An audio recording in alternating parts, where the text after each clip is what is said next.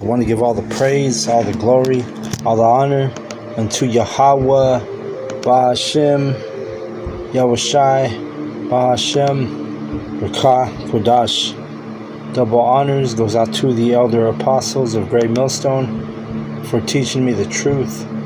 Also want to acknowledge Al-Akyam, who are pushing the truth with sincerity throughout the four corners of the earth. And Shalom to the elect of the nation of Israel. All right, and this is Shabbai from the GMS Denver camp, and through the Spirit, I'm going to be in 1 Kings, the 13th chapter, and I read it earlier, so I just figured I would just go ahead. I was just going to read it, but I said, I might as well do a lesson. So let's go 1 Kings, the 13th chapter. It says, "And behold, there came a man of the Most High out of Judah by the word of Yahweh unto Bethel, and Jeroboam stood by the altar to burn incense."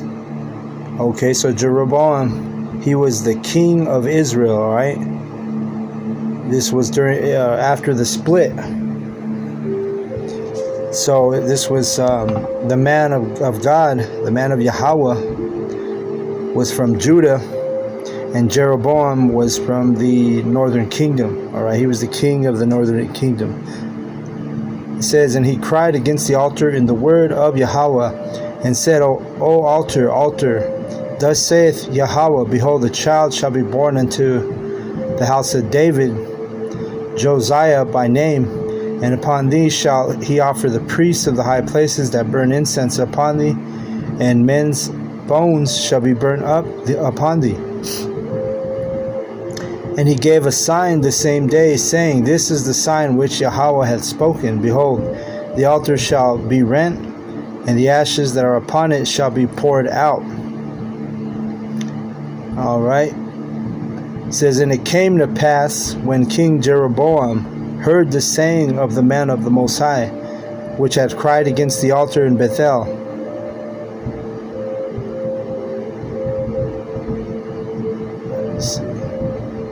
So the man of the Most High, which was from Judah, he basically came to the northern kingdom, and he was saying,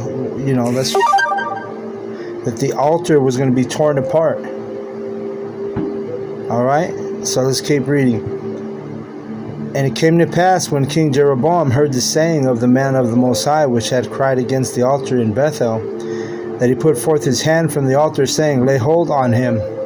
And his hand which he put forth against him dried up, so that he could not pull it again to him." All right, so Jeroboam, this was a supernatural thing happening. And he put his hand against that prophet, the man of the Most High. And basically his hand just dried up, like shriveled up, the one that he put against him. It says, "The altar also was rent, and the ashes poured out from the altar according to the sign which the man of the Most High had given by the word of the Most High." All right, so it happened just the way the man of the Most High that was from Judah, which was from the southern kingdom, it happened just as he had called it out that it would happen. It says, "And the king answered and said unto the man of the Most High, Entreat now the face of Yahweh thy power, and pray for me that my hand may be restored me again. And the man of the Most High besought the Lord, and the king's hand was restored him again, and became as it was before. And the king said unto the man of the Most High, Come home with me, and refresh thyself, and I will give thee a reward." So the king Jeroboam, which was he was what you would call a Puerto Rican today. He was of the tribe of Ephraim, and he's talking to this Judite man, who would be a so-called black man today, and like one of the he was from the tribe of Judah, so he would be what you would call today a so-called black man, or what they call the American black man or American Negro, just so you can understand. It says basically the Ephraimite Jeroboam, he was offering him a reward. And it says right here, 8, and the man of the Most High said unto the king, if thou wilt give me half thine house, I will not go in with thee. Neither will I eat bread nor drink water in this place. For so it was charged me by the word of Yahweh, saying, eat no bread nor drink water, nor turn again by the same way that thou camest. So he was charged by Yahweh not to, all his job was to do was to go basically put a curse on that altar, right? And you have to understand, right after the split, when you think about it, it was hard for the nation of Israel, the northern kingdom, to actually keep the laws, according to the way they were supposed to. When you start out with it, the priests, they didn't have legitimate priests, right? Because the priests were of the tribe of Levi, which remained in the southern kingdom, which we tell you all the time, Judah, Benjamin, and Levi collectively are the tribe of Judah, or what they would call Jews.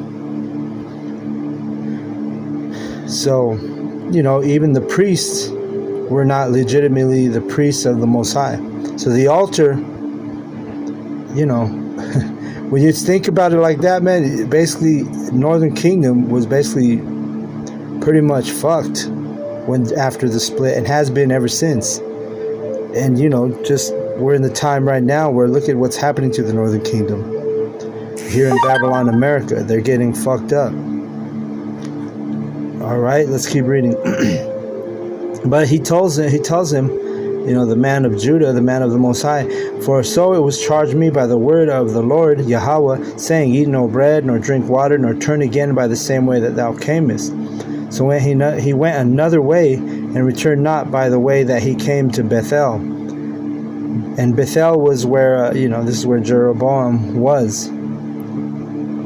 It says, now there dwelt an old prophet in Bethel, and his sons came and told him all the works that the man of the Most High had done that day in Bethel. The words which he had spoken unto the king, them they told also their father.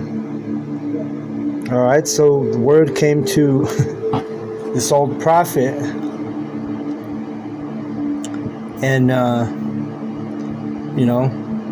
his sons had got word of mouth, or they knew what happened to Jeroboam. The whole thing with his hand shriveling up, the altar renting in two, ashes coming forth from that. And it says in verse 12, and their father said unto them, what way went he?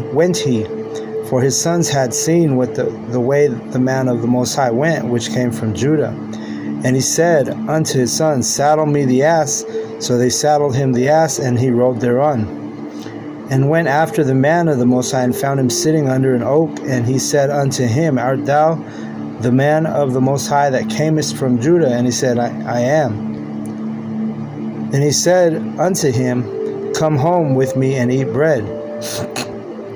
Now remember, the Most High had charged him not to go and eat bread or break bread or do anything with anyone from the Northern Kingdom. His mission was to do what he did, go to the altar and basically rend it in two, and the event that happened with Jeroboam's hands getting shriveled up. But he did restore it after he inquired of the Most High. But let's see what it says here. And he said, I may not return with thee, nor go in with thee, neither will I eat bread nor drink water with thee in this place. For it was said to me by the word of Yahweh, thou shalt eat no bread nor drink water there, nor turn again to go by the way that thou camest. And he said unto him, I am a prophet also as thou art. And an angel spake unto me by the word of Yahweh, saying, bring him back with thee into thine house, that he may eat and bread and drink water. But he lied unto him. All right. And this makes me think of the verse.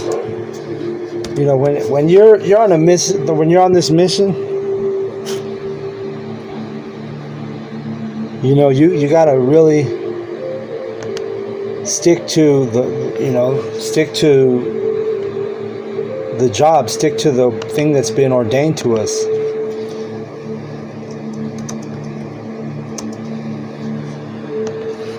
Because this is how heavy this thing of ours is, man. Even if you had this dude saying he's a prophet, and he said that an angel spoke to him, but you gotta understand, this guy, this man of God from Judah, he should have been thinking about, it wasn't, Yahweh didn't tell him to do that. Yahweh charged him to just go do what he had to do and go back. Okay?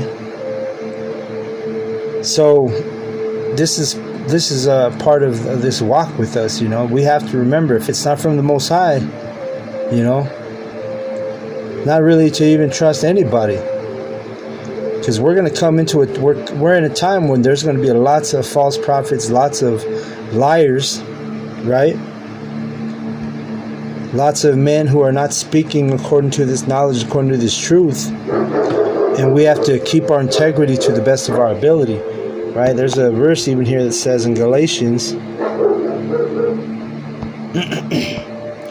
Galatians 1:8, it says, "But though we or an angel from heaven preach another gospel unto you than that which we have preached unto you, let him be accursed." All right?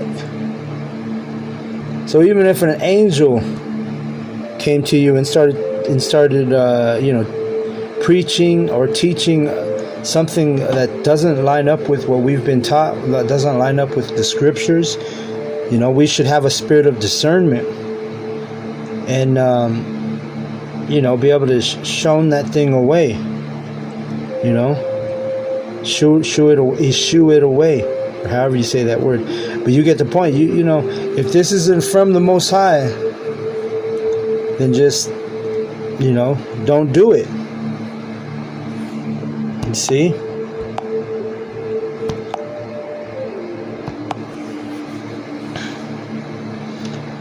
So let's read. So he went back with him, and remember, this dude lied to him. It says, so he went back with him and did eat bread in his house and drank water. And it came to pass, as they sat at the table, that the word of Yahweh came unto the prophet that brought him back.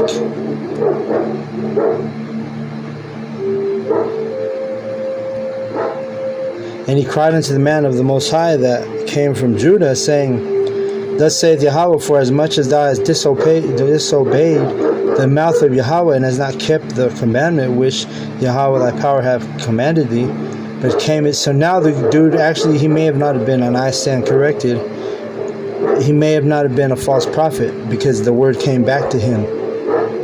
And he says, but camest back, and hast eaten bread and drunk water in the place of which Yahweh did say to eat no bread and drink no water.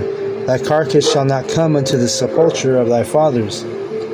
And it came to pass that after he had eaten bread and after he had drunk, that he saddled for him the ass, to wit, for the prophet whom he had brought back. And when he was gone, a lion met him by the way and slew him. And his carcass was cast in the way, and the ass stood by it. And the lion also stood by the carcass. Okay?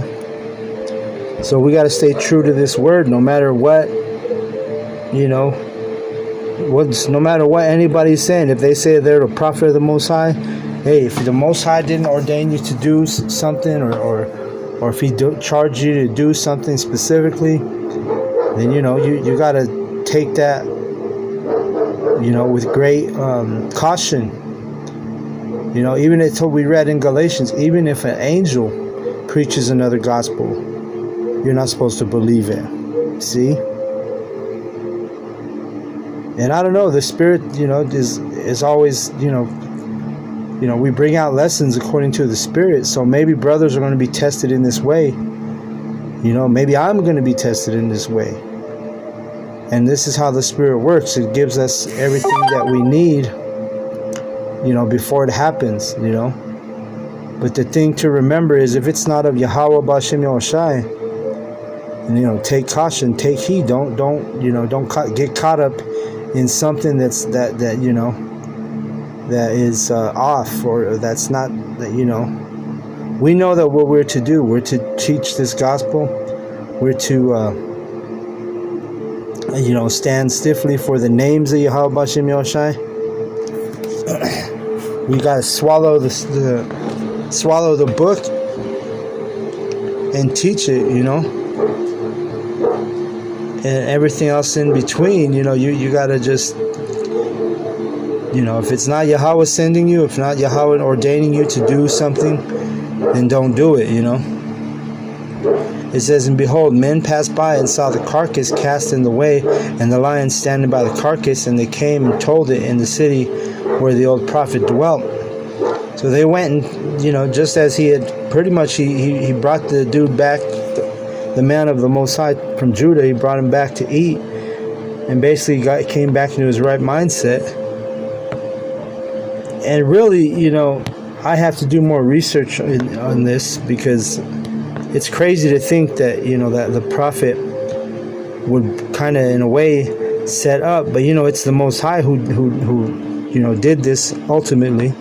He put the spirit on that old prophet to lie to him, and then he told him the truth, basically cursed him before he was leaving, and then the man of the Most High from Judah ended up getting eaten by a lion, or slain by a lion, killed by a lion. He didn't eat him, it says. But that's his. And they came and told it in the city where the old prophet dwelt. And when the prophet that brought him back from the way heard thereof, he said, It is the man of the Most High who was disobedient unto the word of Yahweh. Therefore Yahweh hath delivered him unto the lion, which hath torn him and slain him, according to the word of Yahweh which he spake unto him. And this should basically, as the servants, the prophets, because we're in the flesh, we're not always going to do right. So this should put fear in us, and also give us a reminder of, hey man, keep it just, if it's not something of Yahweh Bashem Yahushai, then I would say just, stay away. Because the thing of ours is deadly serious, and the Most High can put us to death if we're not doing, if we're teaching another doctrine, or if we're doing, leading the flock astray, or, we're not doing the thing he charges us to do, It says in verse 27, and he spake to his sons, saying, Saddle me the ass, and they saddled him. And he went and found his carcass cast in the way, and the ass and the lion standing by the carcass. And the lion had not eaten the carcass, nor torn the ass. And the prophet took up the carcass of the man of the Most High, and laid it upon the ass, and brought it back. And the old prophet came to the city to mourn and to bury him. Alright, so he did have compassion on him. I mean, it could be that they were both men of Yahweh Bashem Yahushai. But the point being is, you don't take your hand off the plow. You don't change the course. We need to, follow the Spirit. And if the Most High has us to do something, that we should not do something, contrary to what Most High has ordained. It says, and he laid his carcass in his own grave, and they mourned over him, as saying, Alas, my brother. And it came to pass, after he had buried him, that he spake to his son, saying, When I am dead, then bury me in the sepulchre wherein the man of the Most High is buried. Lay my bones beside his bones.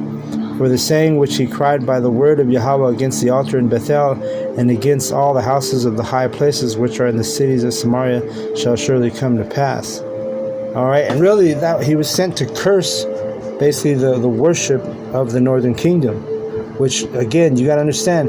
So we have a we're all a holy priesthood now, but in this time, during the time of Jeroboam, we didn't have that holy priesthood. The priests were still the Levites. Okay. So anything, the northern kingdom after the split was pretty much cursed, because Anytime they worshipped, anytime they had priests, basically those were not ordained priests of the Most High. All right?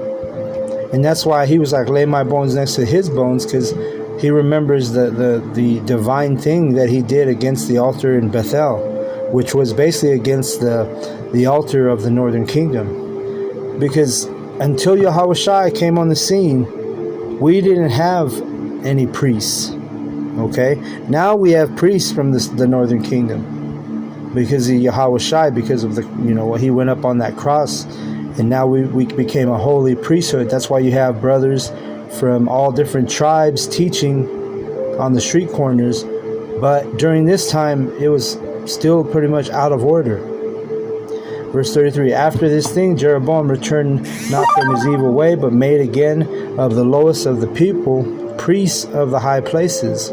Whosoever would, he consecrated him, and he became one of the priests of the high places. And this thing became sin unto the house of Jeroboam, even to cut it off and to destroy it from off the face of the earth. So it was a sin because the northern kingdom didn't have no qualified priests until Yahawashi was on the scene, until we came into the holy priesthood. All right? And so basically the man of Judah, he was just like, he was sent to curse that place of worship, to curse that altar. But he should have followed through and just listened to what Yahweh Bashem Yahawashi had ordained him to do, which was not to break bread, not to, but he got tricked. So that's why, the thing about this truth, hey man, everything is ordained by Yahweh Bashem Yahawashi, and you got to be mindful of everybody who you're dealing with, because there's times when, hey, if you're not in the spirit, then you can go astray, and the Most High put you to death for that, man. All right, so with that, I want to give all the praise, all the glory, all the honor unto Yahweh, Ba'ashem, Yahawashi, Ba'ashem, Rakah, Kudash. Double honors goes out to the elder apostles of Great Millstone for teaching me the truth. Also want to acknowledge all the Akim who are pushing the truth with sincerity throughout the four corners of the earth. Shalom to the elect. Shalom.